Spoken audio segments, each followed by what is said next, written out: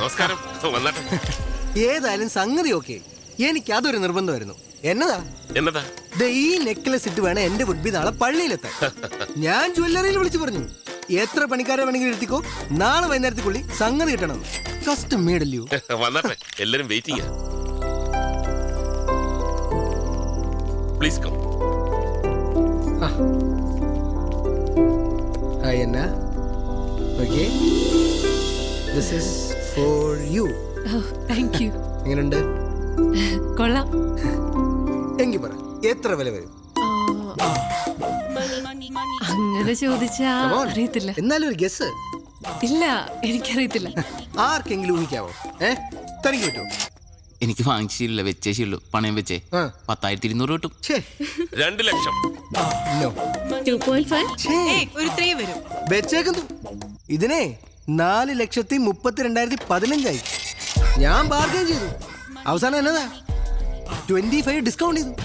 ഞാൻ നമ്മുടെ കുരിയച്ചനെ കൊണ്ട്, നമ്മുടെ കുരിയച്ചനെ MLA വിളിച്ചു പറയിച്ചു. പിന്നെ എന്നാന്ന് വെച്ചാ എപ്പ കൊണ്ട് വിറ്റാലും കൊടുക്കുന്ന ദിവസത്തെ മാർക്കറ്റ് വില കിട്ടും. എന്റെ ചായ, നമ്മൾ ഈ റിട്ടേൺസ് നോക്കി ഇൻവെസ്റ്റ് ചെയ്യാവൂ. ഈ സാധനത്തിന് മാർക്കറ്റ് കൊടുത്താൽ കിട്ടും. ഒന്നും കേട്ടില്ല. എന്നതാ? ഇവരെന്റെ ഫ്രണ്ട്സാ, ജെറി മാധവ്. അബു, ജെറി, മാധവ്. ഇത് ഞാൻ പപ്പു ജോസഫ് താടിക്കാരൻ. എന്നിട്ട് താടിയൊന്നും കാണാറില്ലല്ലോ. കൊണ്ടുവന്നില്ല. അത് നന്നായി. എന്ത് ചെയ്യുന്നു? ഞങ്ങൾ FM ശമ്പളമൊക്കെ എങ്ങനെ? മാസത്തിലൊരു 4 വെച്ച് കിട്ടും അല്ലേ? ആക്ച്വലി ഞങ്ങൾ ഹെലോ FM വേണ്ടിയിട്ട് ഒരു ഫണ്ട് റേസിംഗ് ക്യാമ്പയിൻ ചെയ്യുന്നുണ്ട്. ആമനക്കുട്ടിയുടെ ഹാർട്ട് ട്രാൻസ്പ്ലാന്റേഷന് വേണ്ടിയിട്ട്. ഞാനും കേട്ടിരുന്നു FM എപ്പോഴും. നിങ്ങളായിരുന്നല്ലേ? അതെ. അപ്പൊ ഇച്ചാൻ ഞങ്ങൾക്ക് കുറച്ച് ഫണ്ട് തന്ന് സഹായിക്കാന്ന് പറഞ്ഞിട്ടുണ്ട്. നിങ്ങൾ രണ്ടുപേരും ഇന്ന് തന്നെ എന്തെങ്കിലും നല്ല ഡൊണേഷൻ തരണം.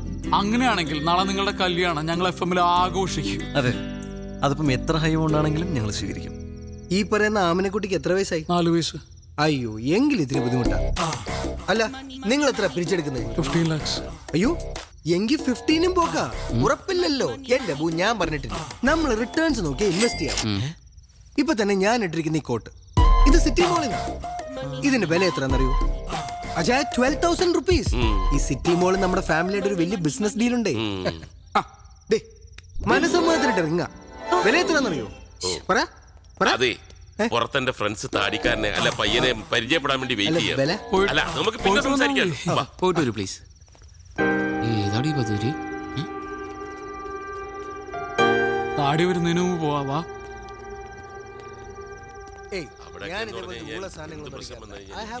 നോക്കിയേ, സ്കോച്ചിന്റെ വില പറയണണ്ട. ഇവനൊക്കെ എന്താണ് ചെയ്യേണ്ടത്? ഇവന്റെ വിചാരം നമ്മളാരും പൈസ കണ്ടിട്ടില്ലെന്നാണ്. ഇവനൊക്കെ ഉണ്ടല്ലോ അട്ടിച്ചവന്റെ അണപ്പല്ല് പുറത്തെടുക്കണം. ലോകത്തുള്ള ഒരു പെണ്ണിനും ഇവനെ പോലത്തെ ഒരു കൊരങ്ങനെ കെട്ടേണ്ട ഗതികേടുണ്ടാവരുത്. എത്ര പൈസ ഉള്ളവനാണെങ്കിലും എന്റെ പെങ്ങളെ കിട്ടാൻ വേണ്ടിയാണെങ്കിൽ ഇവനാണെങ്കിൽ ഞാൻ കൊടുക്കൂല. കൊടുക്കരുത്. കുറച്ചേരം കൂടി അവൻ അവിടെ നിൽക്കണമെങ്കിൽ ഇട്ടിരിക്കുന്ന ഷഡ്ഡിയുടെ വില എത്ര അവൻ ചോദിച്ചാൽ കേക്കട്ടെ. കണ്ണു കാണാൻ പാടില്ലേ? കാത് കേൾക്കാൻ പറ്റണല്ലേ? ഒന്ന് ആലോചിച്ച് നോക്കിയേ. അവൻ ആമിനെക്കുട്ടിനെ കുറിച്ച് പറഞ്ഞു കേട്ടോ. അതൊക്കെ ശരിയാ, പക്ഷെ നമ്മൾ അവനെ മനുഷ്യന്റെ എന്തെങ്കിലും ലക്ഷണം ഉണ്ടോ? നോക്കിയ നീ നോക്ക്. നീ കാട്ടുമാക്ക. ആരോ എന്നെ കുറിച്ച് നല്ലത് പറയുന്നു. ശരിയല്ലേ?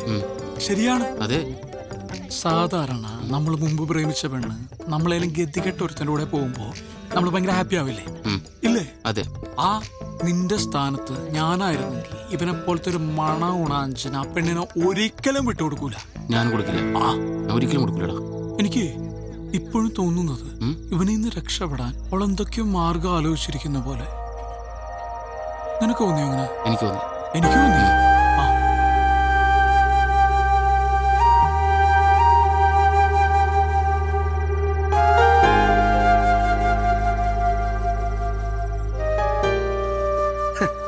നമ്മുടെ കുമിളിയിലെ പ്ലാന്റർ തോമാച്ചായന്റെ മോളുടെ പ്രപ്പോസൽ വന്നിങ്ങനെ ബ്രഹ്മി നിൽക്കുമ്പോഴാ നമ്മുടെ ഈ അന്നക്കൊച്ചിന്റെ ആലോചന എനിക്ക് വരുന്നത്. തോമാച്ചായന്റെ ഒരു ബാക്ക്ഗ്രൗണ്ട് അറിയാമേ? ഊട്ടിയിൽ 150 ഏക്കർ തേയില, കൊടകിൽ അതുപോലെ കാപ്പി, വയനാട്ടിൽ ഏലം. അങ്ങനെ എന്നാ ഒക്കെയാ. എന്നാലും ഉള്ള പറയാലോ, അയാൾ ഫ്രോഡാ. എനിക്കയാളെ വിശ്വാസമില്ല.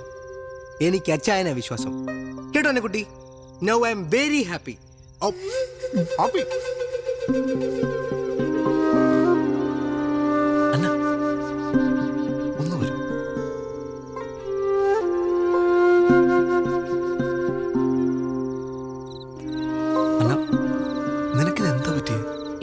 then? എടിയ താടിക്കാരൻ കിഴങ്ങന്റെ ക്യാരക്ടർ മനസ്സിലാക്കിയിട്ടാണ് നീ കല്യാണം സമ്മതിച്ചത്. അതോ നിന്നെ ആരെങ്കിലും പെടുത്തിയതാണ് അയാളുടെ സ്വത്തും പണമോ കണ്ടിട്ട്? ജെറി എന്തൊക്കെയാ പറയുന്നേ? ഞാൻ എന്താ പറയുന്നത് നിനക്ക് നന്നായിട്ട് അറിയാം. അതുകൊണ്ട് തന്നെ സീരിയസ് ആയിട്ട് ഞാൻ പറയുന്നത് അയാൾ നിനക്കൊരു ആബ്സല്യൂട്ട് മിസ്മാച്ച് ആണ്. It's not your business Jerry. It's not my business, I know that. പക്ഷെ എന്നാ നമ്മൾ കുറെ കാലം അറ്റ്ലീസ്റ്റ് നമ്മൾ നല്ല ഫ്രണ്ട്സ് ആയിരുന്നില്ലേ?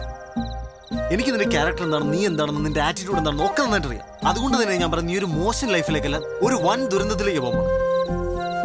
പിന്നെ ഇതെല്ലാം കൂടെ വെച്ച് നോക്കുമ്പോൾ എനിക്ക് മനസ്സിലായെന്ന് അറിയും, നിന്റെ ഇച്ഛായനം പെട്ടിരിക്കുക. ഇത് നിന്റെ ലൈഫാണ്. നിനക്കിഷ്ടമുള്ള നിന്നെ മനസ്സിലാക്കുന്ന ഒരാളുടെ കൂടെ അല്ലേ നീ ജീവിക്കണ്ടേ? പിന്നെന്തിനാ അന്ന് പിരിഞ്ഞ്? അത് ഒന്നിക്കാൻ, ഇവിടെ ഇങ്ങനൊരു സാഹചര്യത്തിൽ ഒന്നിക്കാൻ, ആ പെരട്ട താടിക്കാരനെയും നിന്നെ രക്ഷിക്കാം. അല്ല, ഇതിന്റെ കോൺസിക്വൻസസ് ഒന്നും ഞാൻ ആലോചിച്ചിട്ടില്ല. നീ എന്നോട് വരുമോന്നല്ല നീ പറഞ്ഞു.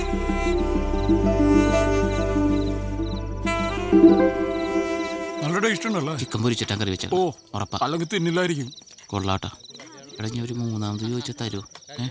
നെയ്മീൻ ഫ്രൈ തീർന്നിട്ടാ. ഇനി എന്നോട് ചോദിക്കാൻ പറയാൻ നിൽക്കരുത്. വെജ് കുടിക്കാത്ത. ഓ, നീ കഴിക്കണല്ലേ? കഴിക്കടാ. നല്ല ചിക്കൻ ഉണ്ടാ. നിനക്ക് ഫ്രൈഡ് റൈസ് ഇഷ്ടമില്ലേ? എടാവള് വരാൻ സമ്മതിച്ചു. ആര്? അന്ന വരാൻ സമ്മതിച്ചു. ഇങ്ങോട്ട് ഓടാ. തമാശയാണോ? അവൾ എന്റെ കൂടെ വരാൻ സമ്മതിച്ചു. അത് അടിക്കാനുണ്ടോ കൂടെ? നീ ഒരു മേൽ തമാശ കളിക്കരുത്. അവൾ എന്റെ കൂടെ വരാൻ സമ്മതിച്ചു. നീയൊക്കെ കൂടെ മൂപ്പിച്ചിട്ടാണ് ഞാൻ അവളെ പോയി വിളിച്ചത്. അവളിപ്പോ എന്നോട് വരാന്ന് പറഞ്ഞിരിക്കുക. ഞങ്ങൾ വെറുതെ ലോകതത്വം പറഞ്ഞല്ലേ, നീ സീരിയസ് ആയിട്ടാ? ലോകതത്വം ഇതുമാതിരി പൂക്കൃത്തരം കാണിക്കരുത്. മര്യാദയ്ക്ക് എന്റെ കൂടെ വന്നു ഞാൻ പോയി വിളിച്ചോണ്ട് വരാൻ പോകും. ഈ കേരളത്തിൽ ഇൻവെസ്റ്റ് ചെയ്തിട്ട് ഒരു കാര്യമില്ല. ഉള്ള പറയാലോ, എനിക്ക് ഈ മലയാളിയാണെന്ന് പറയാനേ ഇഷ്ടമല്ല.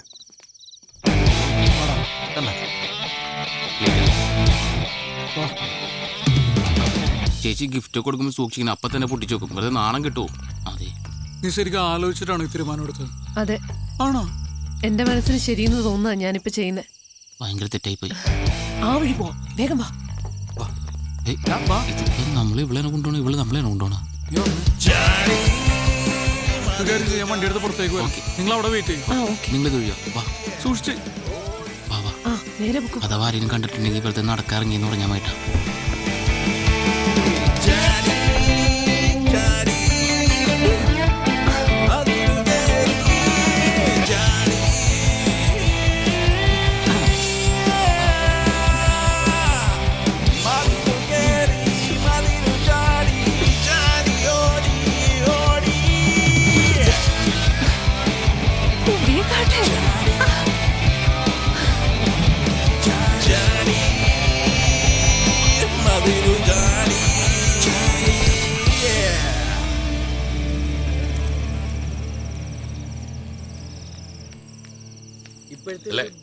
അല്ല, നമുക്ക് നാളെ പള്ളിയിൽ കാണണം. എല്ലാവരും ഫാമിലി ആയിട്ട് തന്നെ വരണം. ഓക്കെ വന്നേ.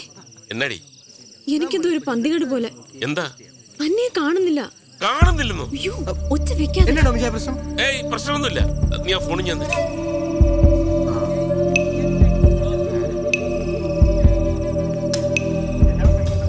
സ്വിച്ച് ഓഫ് ആണല്ലോ. ഒന്നുകൂടി വിളിച്ചു നോക്ക്.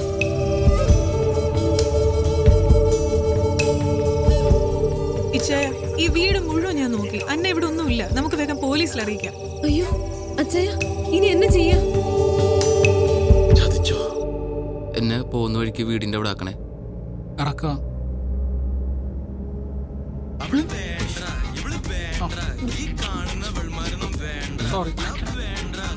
പ്രണയ നിമിഷങ്ങളിൽ ഇറ്റ്സ് മീ ബിജു. ഈ കാത്തന നിമിഷങ്ങളിൽ പ്രിയെ നിന്നെ ഞാൻ ഓർത്തു പോവുകയാണ്. രാത്രിയുടെ ഈ സുന്ദരയാമങ്ങളിൽ സംഗീതം എന്നെ മതോന്മത്തനാക്കുന്നു. ഉന്മാദ നിമിഷങ്ങളിൽ പ്രണയഭരിതമാക്കുവാൻ.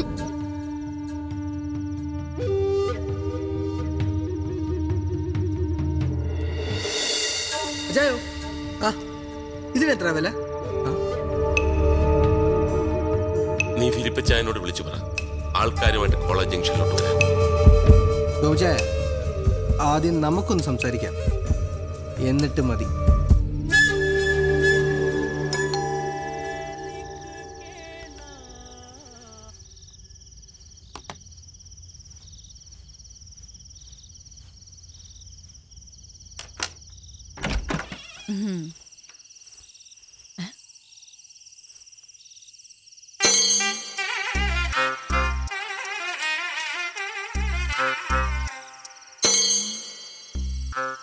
എല്ലാം വളരെ പെട്ടെന്നായിരുന്നു അല്ലേ? കൂടാൻ പോയതാ, കഴിക്കേണ്ടി വന്നു. ഇത് എന്റെ ഭാര്യ പ്രിയ. എന്താ ഇത് ഇത് അന്ന ജെറിയുടെയാ. എന്താ മാധവ്, എന്താ കാര്യം? എല്ലാം കൈവിട്ടു പോയി.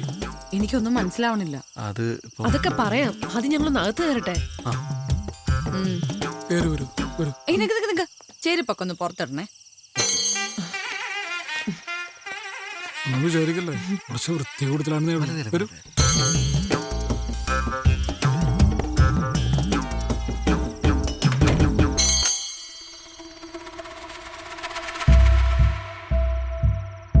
What have you done, Madhav? It's so unfair. ഇനി എന്താ ഉണ്ടാവാൻ പോണേന്ന് അറിയോ? കുട്ടി ഉണ്ടാവും. അല്ലെ കുട്ടി നന്നായി ആലോചിച്ചിട്ടാണ് നമ്മളുടെ ഒപ്പം വന്നിരിക്കുന്നത്. പക്ഷെ ഇത് വലിയ വിഷയമില്ല, നമുക്ക് സോൾവ് ചെയ്യാവുന്ന പ്രശ്നമുള്ളൂ. എങ്ങനെ സോൾവ് ചെയ്യുന്നാ പറയുന്നേ? എങ്ങനെ സോൾവ് ചെയ്യും? ഞങ്ങൾ വേണമെങ്കിൽ ഇവിടെ അടുത്തുള്ള ഏതെങ്കിലും ഹോട്ടലിലേക്കോ അല്ലെങ്കിൽ എൻ്റെ റൂമിലേക്കോ പോകായിരുന്നു അല്ലേ? ജെറി, ഇപ്പൊ നിങ്ങൾ ഇങ്ങോട്ട് വന്നോണ്ടല്ല ഞാൻ ഈ പറയുന്നേ. ഞാൻ പ്രാക്ടിക്കലായിട്ട് പറയാ. അതിന് ടെൻഷൻ ആവണ്ട. നമുക്ക് പോലീസിലൊന്ന് ഇൻഫോം ചെയ്താലോ? പോലീസിനൊക്കെ അവർ അറിയിച്ചിട്ടുണ്ടോ? ജെറി, ആ ഫോണും തന്നെ.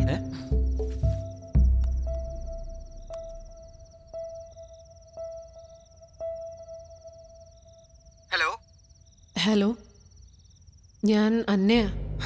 മനസ്സിലായി മനസ്സിലായി. യാത്രയൊക്കെ സുഖമായിരുന്നോ? ബുദ്ധിമുട്ടൊന്നും കൂടാതെ എത്തേണ്ടടുത്ത് എത്തിയല്ലോ അല്ലേ? കൊച്ചു ഒളിമ്പിക്സിന് പോണം കേട്ടോ.